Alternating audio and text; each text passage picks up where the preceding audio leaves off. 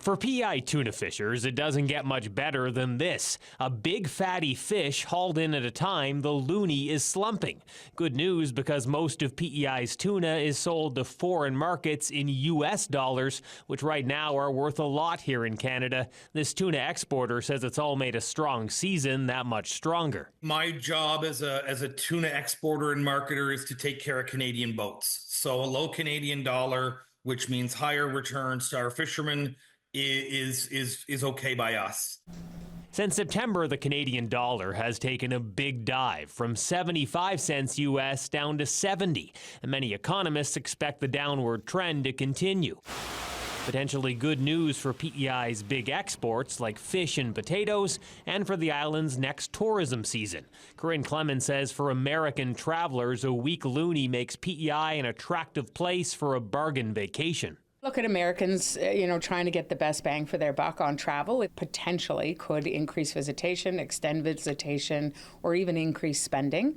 I think the other way we could look at that too is Canadians maybe putting off that trip to the U.S. and staying in Canada this year.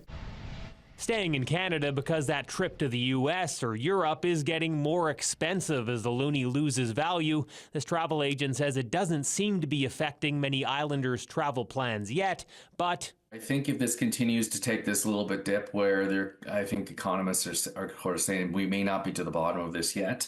I think then maybe the latter part of maybe Q3 of next year it might start. Folks are going to be a little bit more conscious on what they're going to do.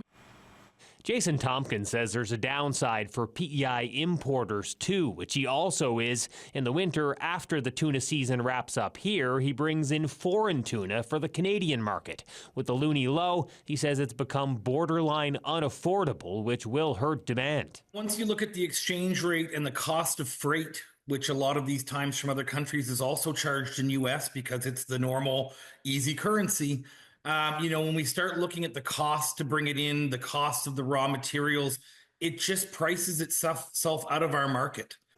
Still, Tompkins says overall the low loonie is good news for P.E.I.'s tuna industry, and in this time of major economic uncertainty, he'll take all the good news he can get. Steve Bruce, CBC News, New Fraiche.